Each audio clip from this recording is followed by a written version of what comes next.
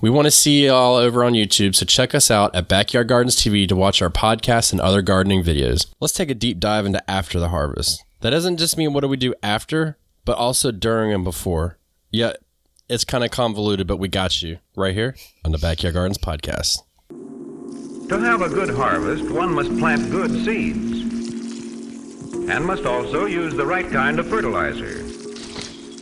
The carrots have grown large and firm. How good they will taste. Welcome to the Backyard Gardens podcast, where we talk about all things gardening. We are your hosts, Ben in Batavia, and you can find me gardening in the country. And you'll find me gardening in the city. Get ready as we dig deep into this wonderful world of gardening, where we learn to grow and grow for change. All right, everybody. Thank you so much for joining the Backyard Gardens podcast. If you would like to support the show, please check out the link below for Patreon. You get 2 extra episodes a month, and you get say into what episodes we write. We do polls regularly to try and get intel on what you guys want to hear about, especially the You Should Grow series. So check us out there.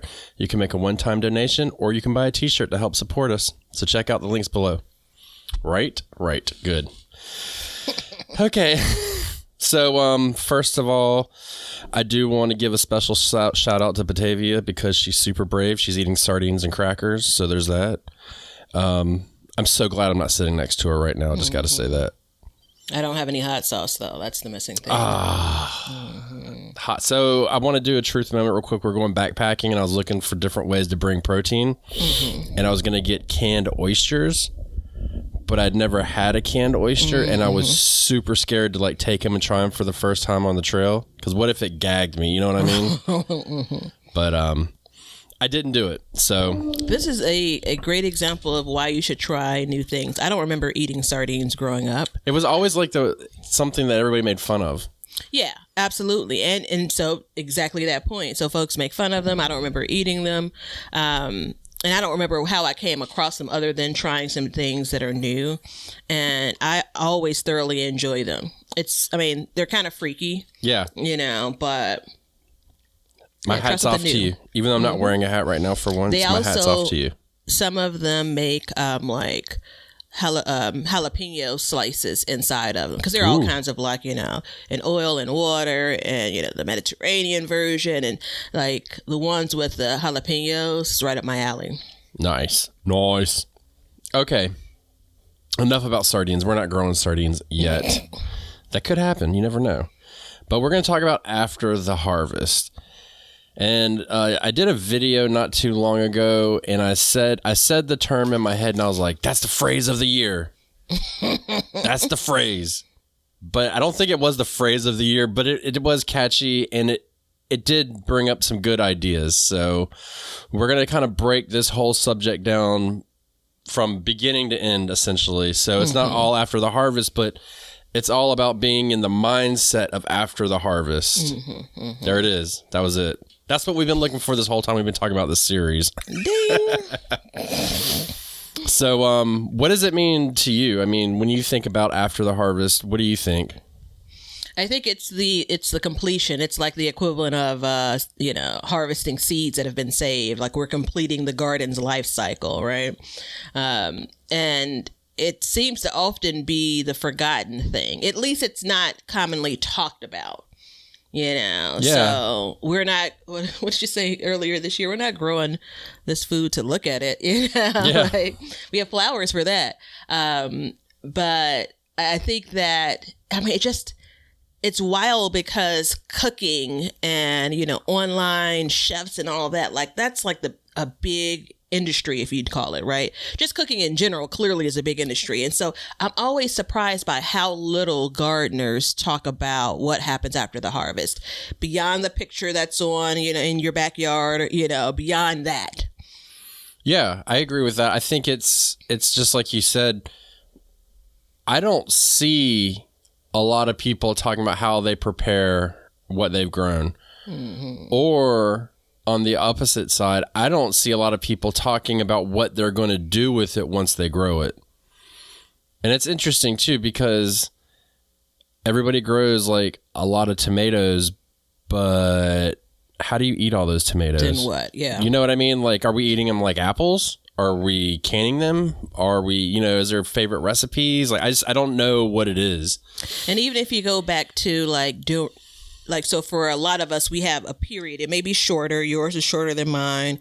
Mine is probably, shorter than some others. But we have this period where the garden is like producing very little, if not nothing, right? Yeah. So for me, that's sometime between late December, for sure, January through maybe the beginning of March, right? If I'm really diligent about it. Those months are basically, I'm not out in the cold. And it's funny because as I think about what you see, if we look about kind of how we talk about gardening, what you see on social media and things of that nature, it's so little planning for the purpose of the harvest. You think that'd be a time where, all right, we're all kind of sitting and chilling and, laid back. Let's talk about I'm growing insert vegetable because I want to do X, Y, and Z with it, Yeah, I think, man, that's... We're just showing seeds. We're just showing seed packages online. That's all I'm doing. I mean, that's all we're doing is showing seeds and showing what we're harvesting and stuff. And look, man, and this is talking from a guy who has a cooking show, which is available on Tubi if you want to watch it, called Backyard Kitchen. But there's one thing that I've always hated, and that's, this is what I'm eating pictures. Snap, snap, snap. Like, I've always hated that. But I think the reason why I've always hated it is because somebody's showing a picture of hot dogs and pizza. And you know what I mean? It's not like, hey, this is what I'm eating right now. I grew this. Let me show you what I made with what I grew. You know what I mean? And it also goes along the same line. I'm a big... in the garden supplementing your grocery bill, not replacing, even though it's always been a dream of mine to replace, but we won't really get into that. We've done that in a previous series. You guys can go back and check it out. It's the Feed Your Family for a Year series or something like that. But when we do that, it's interesting to see like, hey, I've used this, and this for my garden and have this full blown meal. And it's like, okay, well, you've used I'm just going to use something on the top of my head, an onion, a garlic, and some tomatoes and some basil. And then you still have pastas and, whatever else on there. But you've made this creation that is like completing the cycle. Let's call it like the cycle of the gardener. You know what I mean? From like planting to harvesting to consuming. Just don't show us the after part, what happens after you consume it. We're not interested in that. There's websites for that, just not this one.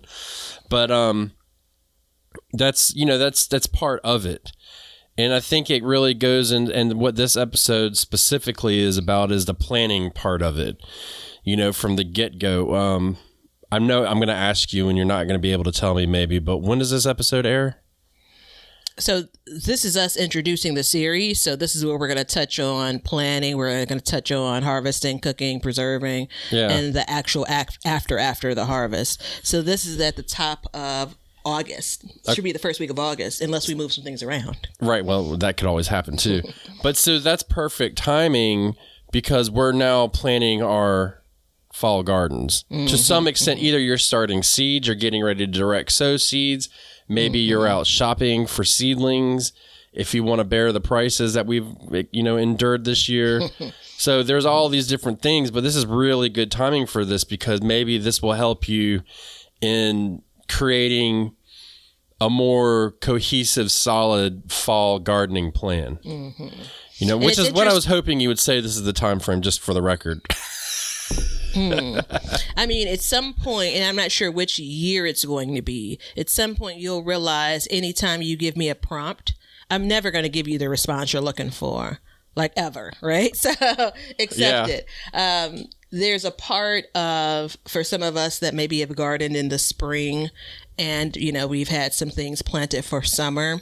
So now it's like there's the collection of things as you look at, now we're heading into fall. It's kind of like I have a great aunt that would start Christmas shopping like in June or July. Right. Big list, big family. She's over those months buying Christmas presents here and there. And it's that moment of it takes her that much time, and she's looking back in October to remember what she bought, look at her list to see what she's already bought, and now she's making adjustments to what she's going to buy. So if you look at, kind of this transition period where we're in August going into, the fall next month, then you stop and think, what do I have from my earlier part of the year for gardening? What do I have coming in for summer? How can I augment, kind of my garden feast, my garden harvest by planning for fall? Right. It took me a while to get around there, but that's what I was trying to get to. No, and if you practice seasonal eating, which, I would encourage people to try and do more of, it's a good time to take a look at your diet right now. Mm-hmm. And say like, hey, what have I been eating a lot of? Now, what can I interject into my diet to help me through, the rest of the season, the rest of the year, stuff like that. So smart, but it makes me uncomfortable. Gosh, that's smart though. Well, we came across it because we got tired of eating crappy fruit. That's honestly how we started. But, it's a good time to do. And, a lot of people may just be doing it subconsciously too. This is what I like. This is what I want to eat. It's the same thing. What do I want to eat? Well, what can I grow? Well, that kind of thing. But then the reverse of it is what can grow during this time. It basically kind of forces your way where your entire diet may not be, kind of a part of the season. However, if you're going to be eating what you grow, you're right there, Yeah. So there is that, which I think is a positive. I'm always checking to see, my planting dates and, cool weather versus, heat loving crops versus how many days I have left. And it's, again, that thing that trickles in and it becomes normal for you, right? So when you're in the grocery store, let's say later in the year, you're able to pick up something and say, okay, yeah, I'll buy this produce because it's in season. Whereas there are a lot of things that clearly aren't. Yeah. And that's, and a lot of things that have been coming in season and you may have bought and been like, it didn't taste good. Mm-hmm. And the reality is a lot of it's probably because it's come from somewhere where they picked it before it was ripe so it could ripen on the truck, this, that, and the other. When in fact, you still have time to get it in the ground and grow it. Yeah. Don't even get me started on that. Okay, I won't. You know what I'm going to get you started on? I'm going to get you started on this break. So we're going to take a little break and then let's come back and then we're going to talk about how we should be planning our garden, thinking about after the harvest. I like the way I use that term, just for the record. Hey, everybody. Thanks for checking out the Backyard Gardens podcast. If you like what we're doing and you want to continue to support the podcast, head over to our Patreon page to sign up. You can also make a one-time donation using PayPal. Both of these links are in the description. With your support, we can continue growing and helping others in their gardens. See ya. We want everybody to have a garden, and we're going to give you a chance to win free seeds every month. Head over to backyardgardenstv.com and enter your email address to be entered in all of our giveaways. Good luck. All right, so let's make our plan. Let's think about this. If you haven't watched the video I did, I'll go ahead and give you the summary about it, which kind of spurred this. I was talking about how many tomato plants I'm growing and why I'm growing what I'm growing. So I'm growing one cherry tomato. I'm going to pull numbers off the top of my head now, so be careful. 3 Homestead tomatoes and I think it was 7 Roma tomatoes, which seems like it's like a hodgepodge of tomatoes, but there's a purpose behind all of it. And it was one, the cherry tomato. We get so many cherry tomatoes. My wife has forbidden me to grow any more than one a year. So there was that. We homesteaders, we wanted a slicer, so we grew a slicer, but we don't eat a lot of slicers. And the Roma tomatoes, we love to can them. So we planted that amount so we could can more this year. And if you put that into perspective, we can take a Roma tomato and slice it, but sometimes you just want a good old slicer on hand. Yeah. Let me meet you there. Meet me. It's a date. Yeah. I'm going to be in Crocs. They're going to be my outdoor social Crocs versus my garden Crocs versus my house shoe type Crocs. All right. So that's how you'll recognize me. Okay. So tomatoes, which I feel like, we always talk about tomatoes, but hey, here we are. Same idea. I can't go through the counts. I probably won't I can go through it. I have 2 cherry tomatoes. And let's hope they're all alive by the time this airs. But 2 cherry tomatoes, 1 for the traditional red cherry, 1 for the super sweet orange cherry tomato that I grew last year.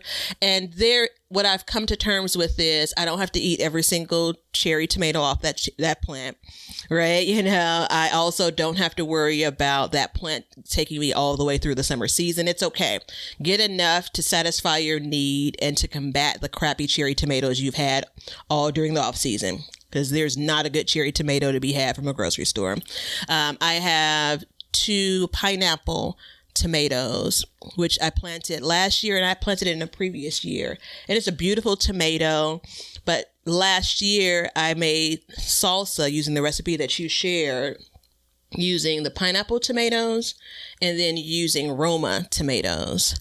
And hands down, like 10 out of 10, the pineapple tomato salsa was much better for me and my taste than the Roma. The Roma was much more a tomato-y, if you will, right? And that's part of the design of that tomato.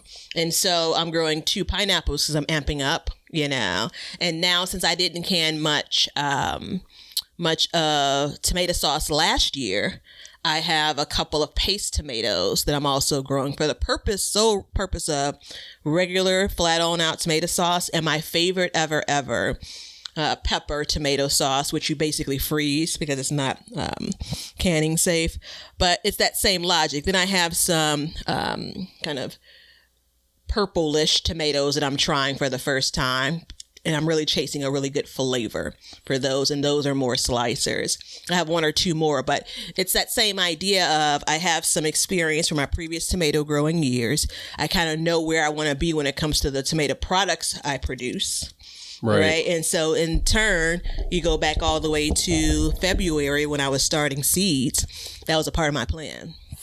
Right. And you're using the different varieties to your advantage. That's the thing too. It's like, I said in that video, and I'll say it here, like, let us know, like, I'm curious if you're, listening to this, if you could jump on Instagram and send us a message or something telling us what varieties you're growing.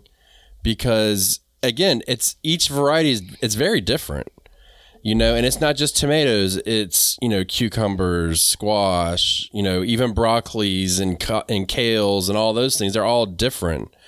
I'm adding a note to our calendar for when the episode releases. We're going to put a post up on Backyard Gardens TV on Instagram, and it's going to be a tomato post, and we want you to comment below. Okay.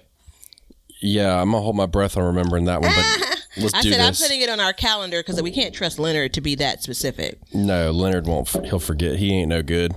Not at that.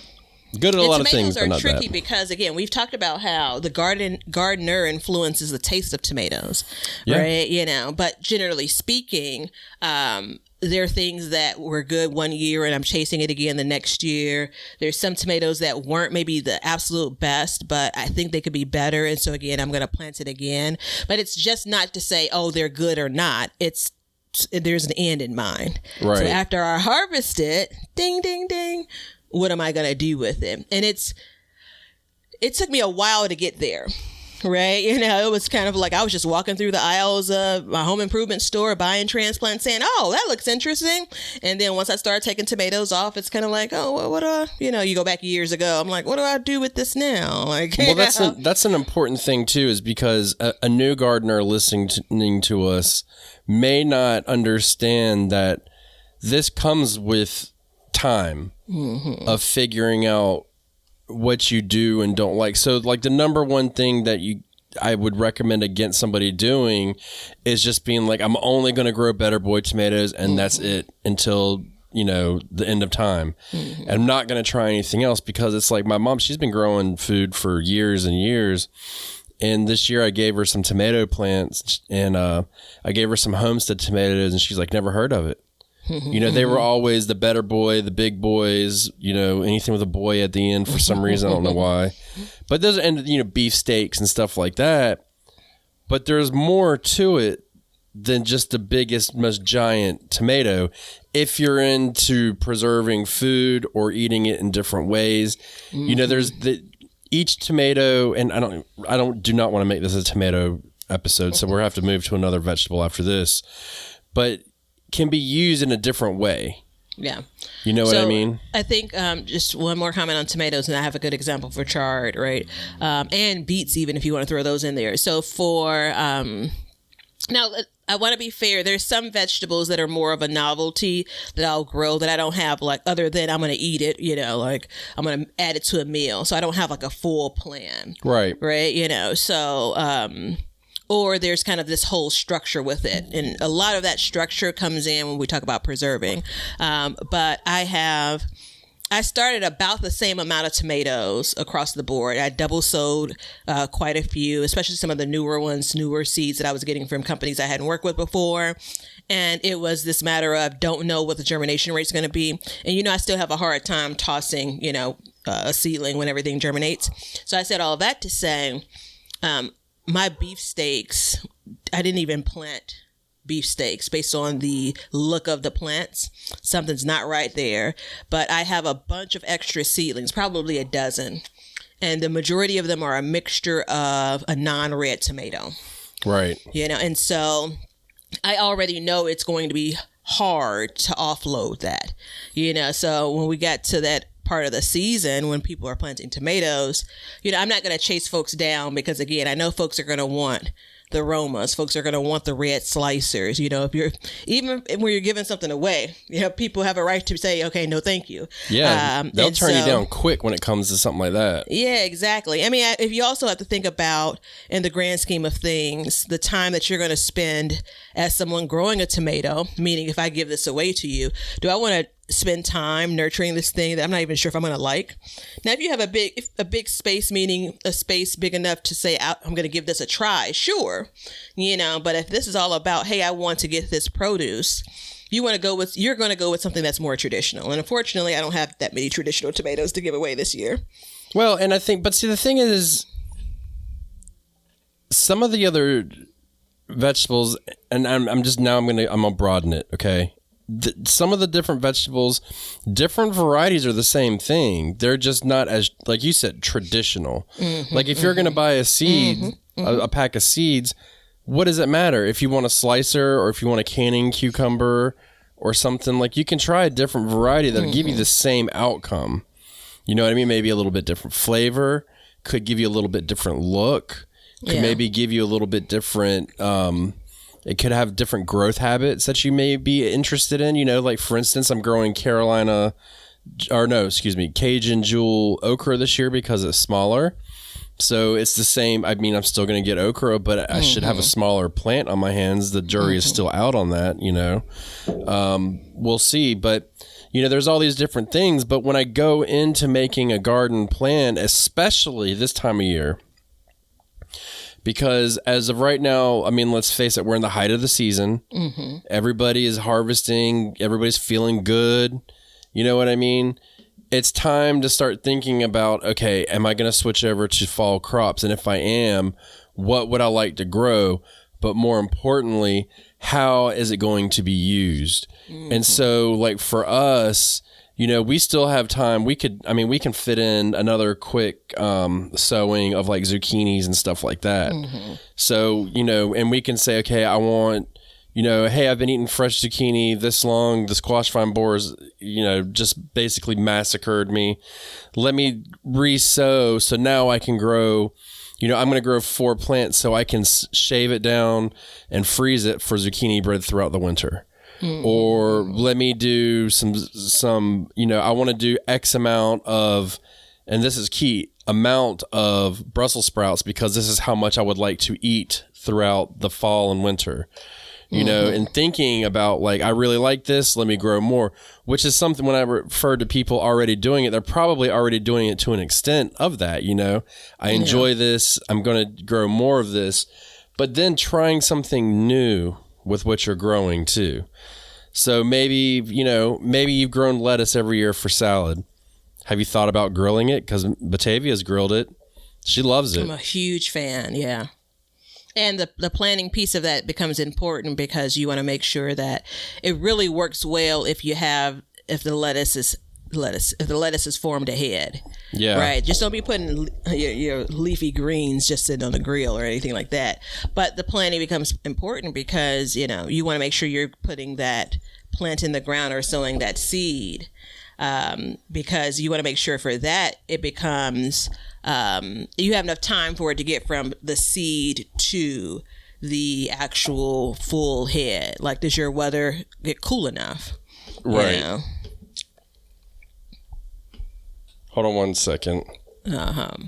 So one of the things when we were considering the kind of, I'm going to plan this, but I'm not going to really kind of make a full plan for how I'm going to eat it.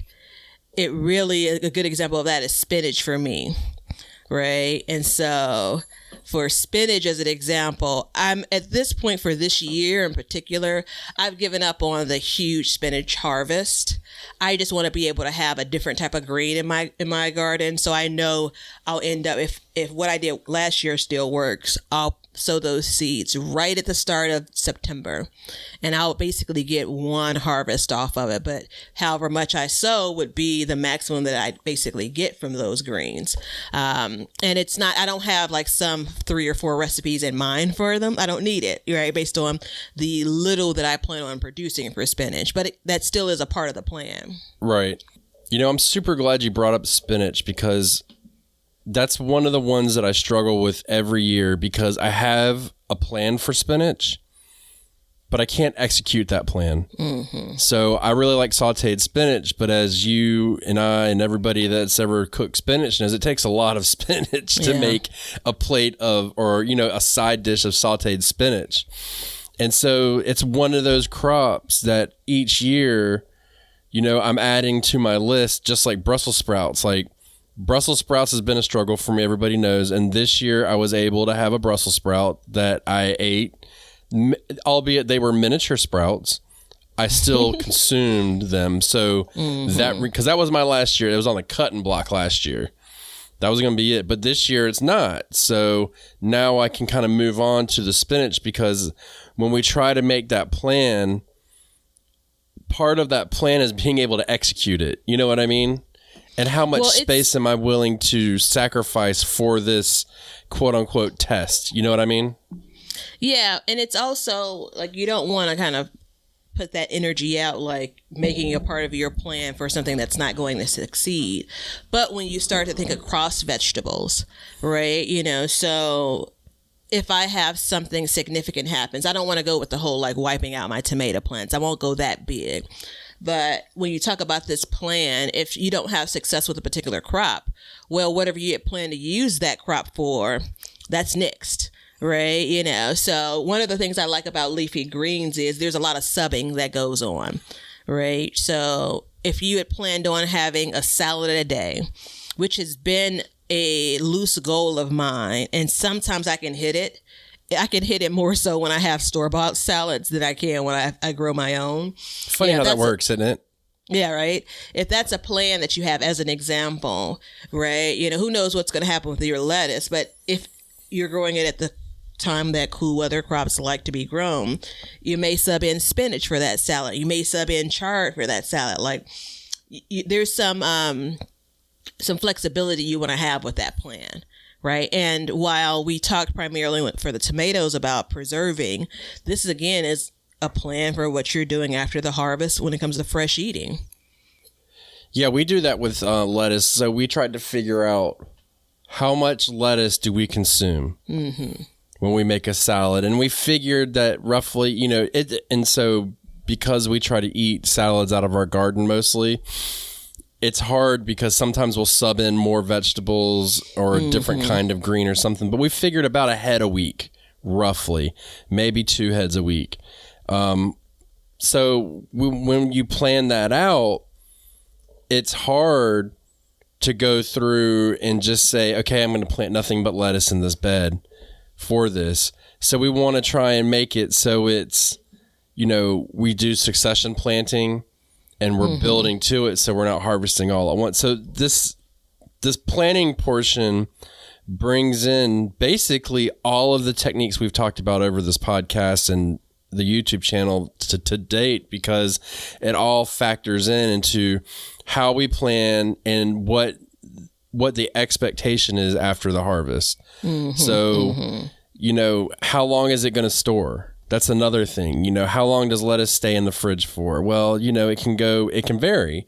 Depends on how you store it, but you're not going to harvest a head of lettuce and keep it in there for 2 to 3 weeks waiting to eat it. You know what I mean? Yeah, you have to start questioning what's happening with that lettuce if it keeps that long. Although my crisper is it's legendary. There is something about the things that you plan on eating fresh, the ability to be able to pull them out of your garden and eat them fresh versus kind of sitting on them for a long time. I was trying to think, I think it's a 16-ounce container. Like, so during the off season when I'm not growing it, I buy the 16-ounce container of mixed greens. Yeah. And if I'm really good about eating my greens, I can eat that in about 10 days. Right. That's a week and a half. Now, I haven't figured out, but I am actually using those containers for other things for the garden. But I want to be able to figure out, like, how many heads of lettuce does it take to basically fill that particular container. That's a way that I'm trying to manage growing enough, but not way too much. Like, my garden this spring had so much lettuce in it. Like, I wish it did keep for 3 months because I'd still be eating on it now, pulling it out of the refrigerator. Because we also want to make sure that we're, as much as we can, you know, not being wasteful. You know, so a part of this when it comes to planning, I tend to lean into, if something grows well for me, I'm just going to grow a shit ton of it, you know, like, and that's not the wisest. That's not the most responsible. That's not the most sustainable even, you know, through all the series in it that we've done. But it takes time to kind of get there. Yeah. And part of my plan too is, like you said, even though, let's say that you planted a whole bed of lettuce and you weren't going to eat it, one of the missing things is you're still keeping your soil active during that time, and you're eliminating weed growth and stuff like that. If you compost, you're building up something for you to add to your compost. So all of these things are kind of folding into this. And yes, when ma'am. it comes to lettuce, there is an ornamental factor, and then also it's going to be one of the cheapest seeds that you're going to buy. Yeah. There is that too. And if you are lucky enough to be able to save the seed, then one plant will give you enough to sow for 5 years, a full garden. So, you know, and that's part of it too, is, you know, I plant stuff every year. I look at what I've saved seeds for, or I'm starting to. Let me not act like I've been doing this for 20 years. I've been starting to think about, okay, what do I want to save seeds from? And then I will plant stuff with the purpose of consuming, but also give it space to grow and be able to get the seeds from. For instance, this year I was able to successfully harvest my collard seeds. So next year I know I don't need to plant any extra collards. And when it's time to pull them up, I can go ahead and get a little ruthless with them and get them out of there before they take up any time. Because I did that last year, I grew collard seeds and I got them confused, so I don't know which one's broccoli and which one's collards. So there's that. But now that I have it, like, I'm good. You know what I mean? There are some mustards. You know, some mustards can be kind of spicy, and it's not everyone isn't a fan of them. I don't like once it gets to the point of it tasting like wasabi, I'm out. You know, I'm tapping out. But there's this tender green mustard that I planted last fall. Beautiful. Really tasty, mild for the purpose of mustards. I planted it this spring, and like it was like Usain Bolt, man. Like, you know, so no sooner than I could walk away, I felt like it was flowering, and the flowers do make for a pretty sight. But I think this is last month. I was looking at it. Maybe a couple of months ago even. And I was saying, I'm going to move on, plant something else. And it's already started to form seed pods. And it's in a container. We've talked about this. Yeah. And I reminded myself, like, I have like 5 or 6 of these little like windowsill containers, just enough to grow some lettuce, just enough to grow some carrots. Like it's small and convenient and compact to try some things out, to grow a few things in there. I didn't get a chance to eat any of the mustards from that container, but guess what? I could tuck that thing in somewhere and let it continue to produce those seeds. Because I already know I enjoy this vegetable, but the key is when I'm able to enjoy it, right? Yeah. And so if my timing is right, we'll see. I may be able to tuck it somewhere, let it go to seed, let the seed continue to produce and dry, and then plant those same seeds for fall. I think I planted them next month. I would have planted them in September, the beginning of September, and they did really well in my area, growing from September, October into November. So we'll see. I mean, I do have some seeds from the original package, but not a whole lot, Yeah. And I mean, that's important to think about. So, I mean, just to kind of briefly recap, is we've talked about planning for consumption, planning for getting seeds, all these different ways of planning, and it's all preparing you for being, after the harvest. So I can't think of, so let me go back to the beginning, if I may, and talk about right now. I'm getting ready to, I'm thinking about fall. Mm-hmm. So I'm making a plan, and I know that, hey, I want to grow, last year I grew 6 Brussels sprouts and only one of them actually produced. So I'm going to go a little bit earlier. Mm-hmm. And of those, I'll probably bump that up to 10 Brussels sprouts this year, because that's a novelty item for us in our garden, in our area. They can be real hit or miss. So being prepared for that, we know that this is the space that I'm going to do. So I've now taken my garden and I said, okay, I'm going to put 10 Brussels sprouts here. That's about 10 square feet of my garden used for my Brussels sprouts. Actually, for me, it's about 15 because I like to give a little bit more space for things. And then moving on to the next thing, I may put another zucchini in again. So we've eaten the fresh zucchini, and we'll still eat some fresh zucchini, but now we're really going to focus on doing this other, shaving it down and freezing it. We're going to do an extra sowing of carrots, because my spring carrots I didn't sow as many as I should have. So this fall and winter, we're going to sow a lot more, because what we realized is salad season is in the cool season, which is not really intuitive unless you're thinking like a farmer or a gardener or whatever you want to call yourself. Mm-hmm. So we want to have our carrots ready at the same time as our salad. So planting earlier, i.e. for us in the fall, which I'm in zone 8A, then that gives me that space and that time. So where in the spring, I may only be planting 2 square feet of not collards. You got me with collards on the brain, of carrots. Now I can do 8 square feet. I can do a lot more, but when I harvest them, they'll be a better quality, and there'll be more chances to use them. So, thinking these things through, you can come up with a much more solid plan for your garden. Yeah, and you think about the way that a carrot stores, and it's funny because if you go to a society that, again, has access to so much, right, our salads include certain vegetables that really don't all grow at the same time. Yeah. So what's a garden salad when we refer to it, right? Lettuce, tomatoes, cucumbers, maybe some carrots, right? And the base of that thing doesn't really grow at the height of those other vegetables, at least the cucumbers and the tomatoes, right? And it drives me crazy not to have a tomato in my salad, but moving on from that, if you think about, producing lettuce in October, November, maybe for our fall going into winter, then that's perfect timing for carrots. That's perfect timing for some other roots that you may want to add to your salad. Well, you may still be getting tomatoes too. Tomatoes and cucumbers at that time. If you've done well, For me, I'll still have some fresh tomatoes. Maybe not so much cucumbers because they don't keep as well, for as long. But if I leave a plant or two, that's a concept. Yeah. Versus leaving all of my tomatoes in place. If I leave a plant or two, I could still be picking some fresh tomatoes off the vine. Now, again, there's a question mark mark around, or do they taste as well as they did, August 15th?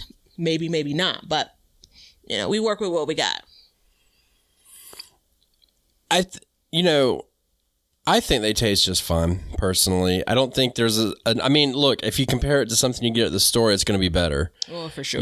If you go to a restaurant or something. And I think, too, it's the way that we've been trained to think about having a garden salad. And, I'm glad you said something about that, because for me, right now, I could totally plant some lettuce in about a month and still have my lettuce, my cucumbers, and my tomatoes all at once. Not to mention, I'm growing soybeans. I can put those on there. There's all these. You have basically your choice of what you want on your salad at that point. Versus in the spring, you're very limited. What are you going to put in your salad in the spring? You're basically going to have a green salad. Gosh, I'm going to write this down, which I rarely do. Now I wonder. It's great because using lettuce as an example, and insert the vegetable that you have this issue I'm about to describe with. So spring, I'm coming out again. This is the third year I'm trying to grow spring things. So I'm coming out in the spring, and my plan is to sow the things. I'm sowing indoors what I want to plant and grow for summer. I'm also starting to sow some spring things. And I have probably two of those little containers, the portfolios for the pictures that we're all using, the little case. I have two of those little containers of just lettuce seeds. Yeah. I just can't help myself. And so I'm sowing a lot of different types of lettuce, right? So all in all, if I look at this and say, I'm starting all of this lettuce in the spring, right? And by the time I'm harvesting it, there's not a whole lot else that's in my garden. So now the question becomes, and this is no commitment, but it's just a question I'm going to think on. Should I be shifting to growing other things in the spring, like some lettuce, but not as much as I have been growing? I'm talking like dozens and dozens of heads of lettuce that I've sown and planted. And maybe I should be gearing that towards the fall. To your point, I'll have to look back. I may still have enough cucumbers to fulfill that desire, right? I for sure know I have tomatoes to fulfill the desire of kind of the way that I prefer to enjoy that salad, right?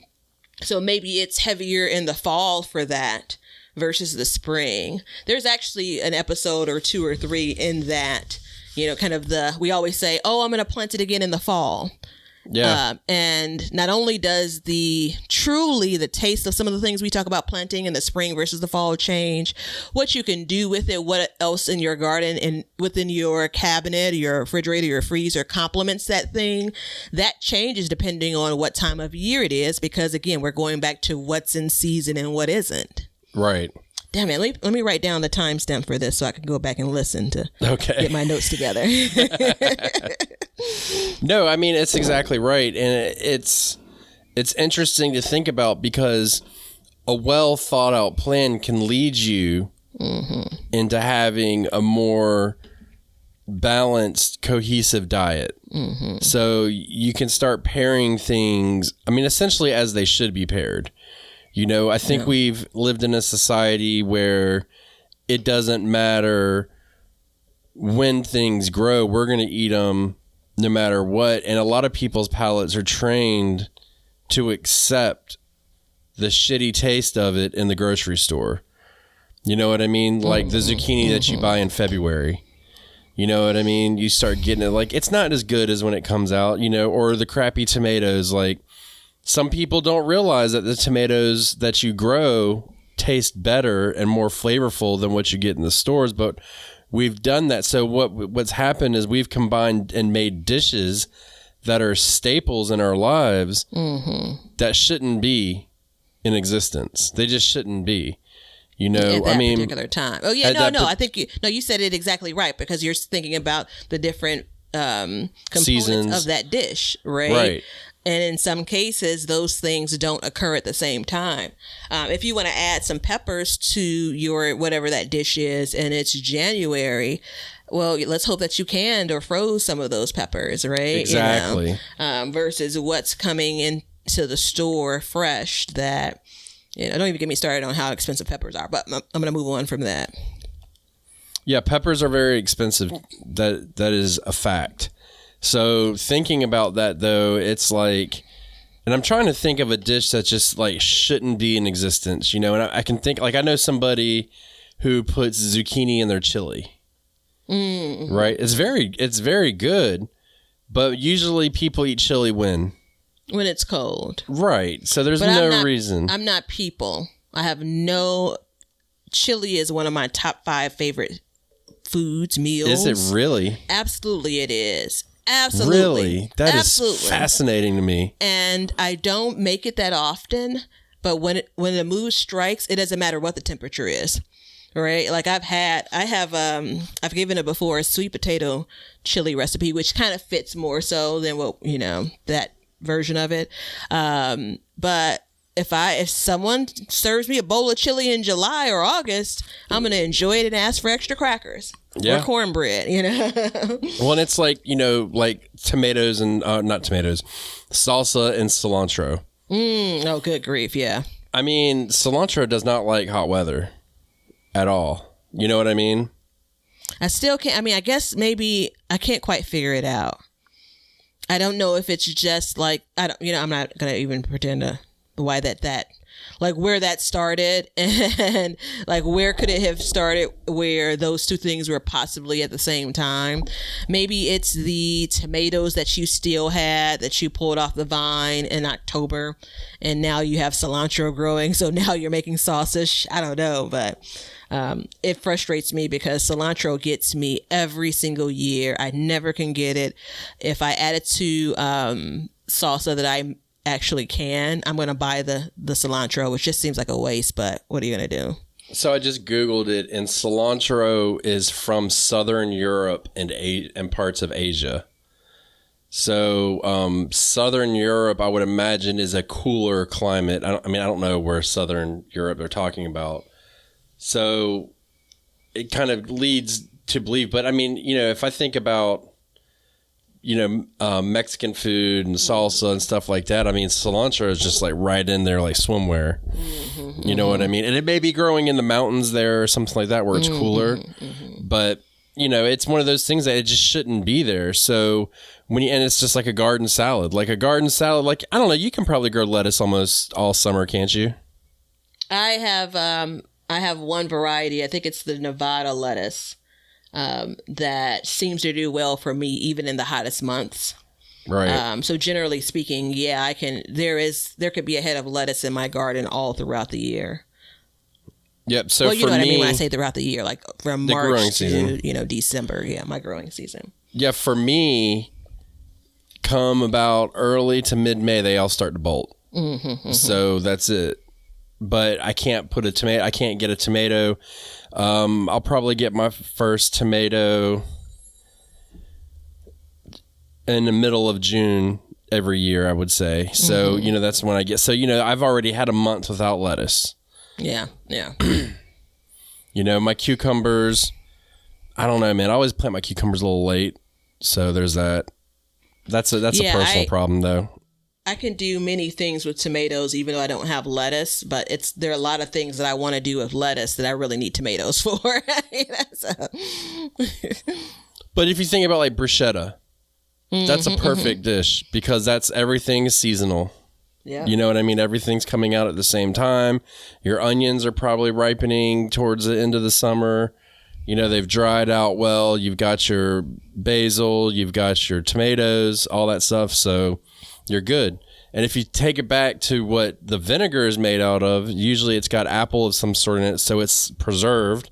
So that's a natural meal. You just reminded me, I'm going to go to my shelves and pull down some bruschetta that I canned last year. I haven't actually tasted it yet. Yeah. Interesting. Never done that. Yeah. Well, I'll let you know if it's worth your while. I'm thinking it's probably going to be more vinegary than I'm going to enjoy, but we'll see. All right. Let's do this. We've digressed a little bit from the plan. So let's take a break, and then we're going to come back with an extremely special recipe of the day. In closing statements, because I still have one more thing to say. If you like growing food, then you might like eating food. And if you like eating food, then you might like cooking food. Well, go check out the first season of Backyard Kitchen, available on Tubi for free. Available on all smart TVs and online. That's TUBI, all free, first season of Backyard Kitchen. If you guys want some Backyard Gardens gear, go to the link below and check out our t-shirts, mugs, pint glasses, and other gear. All purchases go towards helping to support the show, so thank you so much in advance, and we hope you enjoy. We want you to be a part of our gardening community. DM us a picture of your garden at Backyard Gardens TV on Instagram, and we will share it with our listeners.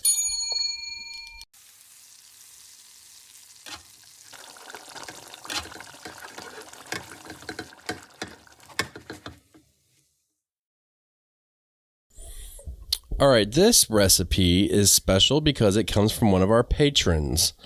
This is from Tyler, and it is a hot sauce recipe. Hey, Tyler. Every time you name someone, you know I'm going to want to say hi to them. Say it. Never hi, pause. Tyler. Hi, Tyler. How you doing, buddy? So, and this is actually special because I, over the years, have tried to make a hot sauce recipe, and I just never can really nail it. Mm-hmm. So maybe I can give this one a try. But I'm just going to read you verbatim what he has read, sent to us. And it says, you can substitute Scotch bonnet for the Jamaican mushroom pepper or any other lemon lime flavored pepper. So the habanero should be gutted of seeds and the white pulp. That shows the flavor of the lemon lime to come through, but gives a quick bit of heat.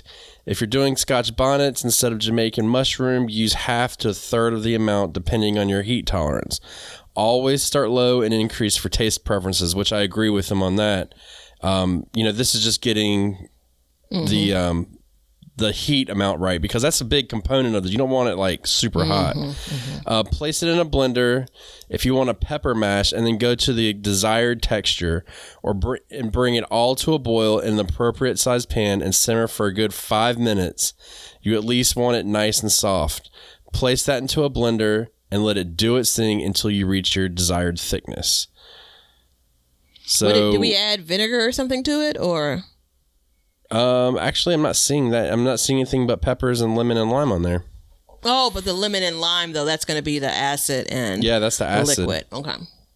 So it's interesting because the one I found had me put copious amounts of salt in, which is what I was expecting. So it looks like, to me, it's just peppers, lemon and lime, and then you mash them up for the desired texture, or you can bring it to a boil in a pan and let it simmer for 5 minutes so you could get it nice and soft, and then place that into the blender and then just blend it until it gets to the thickness you want. I would say probably a little bit chunky. Yeah.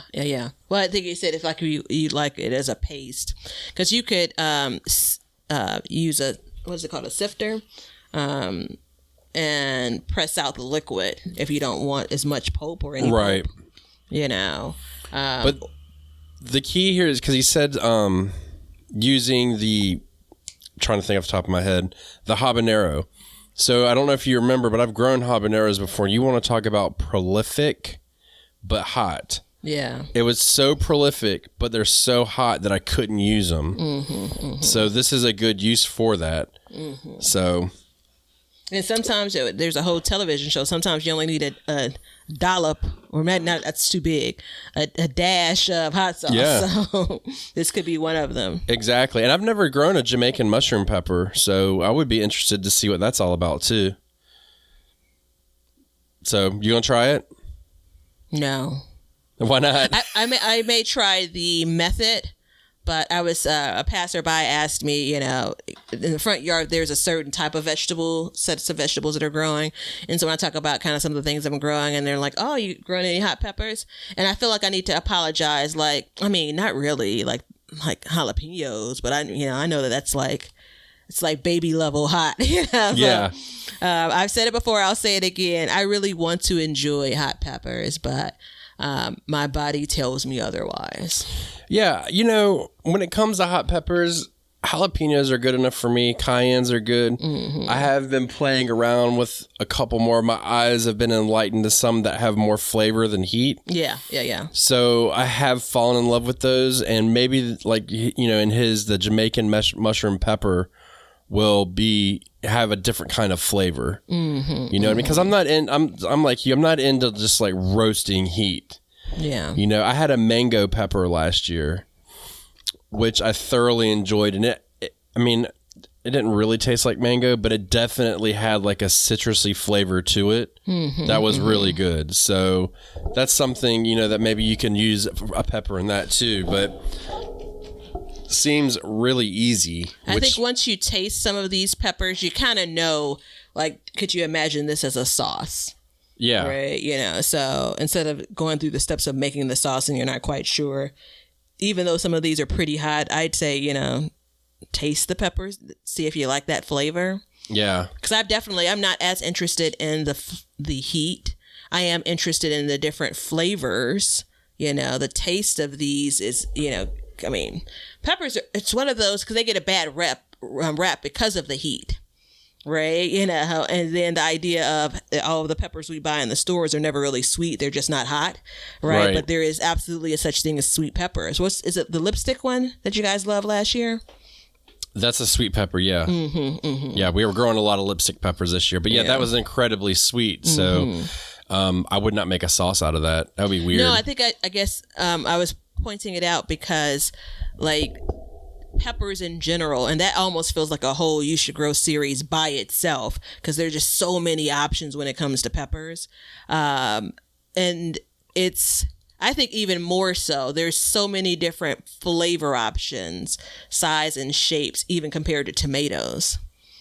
Yeah, that's true. I mean, I think there's more personally than tomatoes. I must say it. Don't shoot me. I know all y'all are like, I think I just said it. Didn't I just say it? Did I just say it? Yeah, I just said it. I don't know. Did you say it just like that? I mean, I may not have used the exact same words, but... Leonard, roll the tape.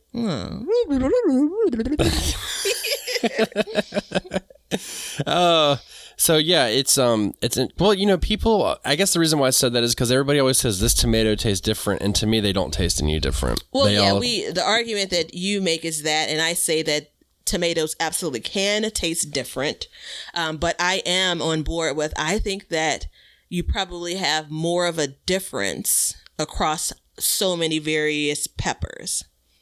Like, you'll be able to have there's a distinct taste difference. And again, you know, kind of homegrown, you know, or farm grown. Yeah, so next year I'm growing the mango peppers for sure. I missed it this year. I'm going to try and find some seeds. I got to contact somebody and see where I can get some. But that was one of the things where last year where I tried some different varieties. Somebody sent me some peppers that they had grown, just like a couple bags of different peppers, and I tried all of them. And I think they sent them to me as a joke to see how bad I would burn myself on some of them. So, which, you know, I'm okay with that. But it was, you know, some of them taste really good. And I had a lemon pepper that tasted exactly like a lemon. It was crazy. Let me ask you, I don't think I've ever done that. I have so many nuggets from this conversation. Have you, beyond that gift bag, have you ever just sat with a different variety of peppers and kind of just eaten and snacked on them? I'm always very much focused on, like, the very similar types of peppers or the exact same pepper when I'm cooking or when I'm eating and snacking. I've been to like a farm stand or something and tried different ones that they've grown, but I've never, you know, and I don't do like you, I don't do a lot of hot peppers because, may I add that every time I grow jalapenos, they're like 50 times hotter than what I get at the store. So yeah, there's that. You know, there's like a whole new so it's funny you say that because we're growing 3 different types of tomatoes this year. And you know me, I don't really particularly care for tomatoes. Nor do I believe that they taste different. Fresh tomatoes. So I was thinking about doing a video where my wife cuts them up and I blindfold taste test them and see if I can figure it out. But if I can even taste a difference in them, you know, just to kind of have a little fun because, you know, you got to live a little. Yeah, I'll join you. I think it was like 3 years ago, I did a taste test. And when I look back at the video, I had like the worst cold. And it's like, why were you doing it on that day? Yeah. Come on. I sound crappy. I'm sniffing and snotting. It's so funny. But there's a part of, because without, kind of, this is completely random and I'm going to wrap this up quickly because I do have my still last point. Remembering what was good and why is often hard unless you've made some notes. Yeah. Right. So I'm like, I can remember what tomatoes were good last year, but I can't remember the year before that. No. I can barely remember the year before that, but surely can't remember 2 years ago, 3 years ago. The only thing I remember from last year is I didn't grow a single red tomato, and I vowed to never grow anything but red tomatoes again. That was it just didn't feel right, So what was your last point, though? My last point is, from a planning perspective, you didn't think it was going to actually be about what the episode's about. Give yourself some grace. And I'm going to say, for me, this is I don't think it's a lifelong thing. I think that while you may make adjustments to your plans 20 years from now, I think you will get to a point where you feel pretty good about across various vegetables, across various seasons. You know what you want to do. You have a plan for after the harvest for them. But until you get there, focus in on a couple of vegetables or, a particular season, right? Make it, what did they say? How to eat an elephant? One bite at a time. Make it small enough where it's not a stressor, because we have a lot of things we're talking about doing from the garden besides frolicking in the garden. And we don't want it to be more stressful for you. So make it manageable, right? So if you're growing 20 different types of vegetables, my guess is you probably won't have this full blown out plan for all 20 of them. And that's okay. I can get on board with that entire statement. Wow. Yep, I can do that. Let's put this episode on repeat. I'm just shocked from everything that's happened during it. Hey, y'all remember that the notebooks that you had for the You Should Grow series? Go ahead and jot that down in that notebook too. On the back page, okay? The very back page, I want you to write that down. All right, everybody. So, look, before we can get to after the harvest, we need to start in the beginning of the harvest by planning for the after the harvest. So there's a whole lot of circles going on there, but you kind of get where we're going. Next episode is going to be about harvesting, when, and different techniques to do it for different vegetables. So we're going to talk about that. And without further ado, please check out the first season of Backyard Kitchen available on Tubi. Check our YouTubes, both Backyard Gardens TV and Be Better Garden. Give us some of your love and some comments and subscribes, and be a patron. Get those 2 extra episodes a month. I tell you that after the what's it called, the after show is something to be special about. So yeah, you're talking about raw footage, this summer, man. It's yeah. And we're actually we're discussing right now about doing our garden updates on there, which if you don't know what those are, it's basically us talking about what's going on in our gardens right now, and they're usually filled with information about vegetables and just nothing but little nuggets of information. So it's some buffoonery as well. By this time, we should have already figured that out. So either enjoy them over there on Patreon or not. Yep. And without further ado, again, I'm done stuttering through this outro, so I'm going to shoot it over to Batavia. See ya! We hope you enjoyed today's show.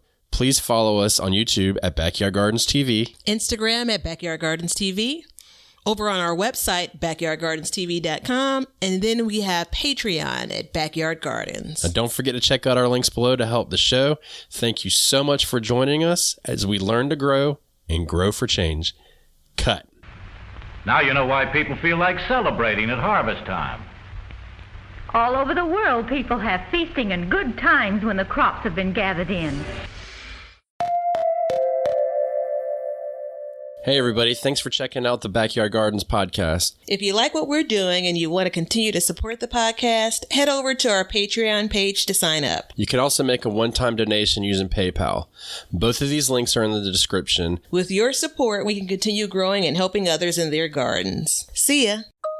If you guys want some Backyard Gardens gear, go to the link below and check out our t-shirts, mugs, pint glasses, and other gear. All purchases go towards helping to support the show, so thank you so much in advance, and we hope you enjoy. We want everybody to have a garden, and we're going to give you a chance to win free seeds every month. Head over to backyardgardenstv.com and enter your email address to be entered in all of our giveaways. Good luck! We want you to be a part of our gardening community. DM us a picture of your garden at Backyard Gardens TV on Instagram, and we will share it with our listeners.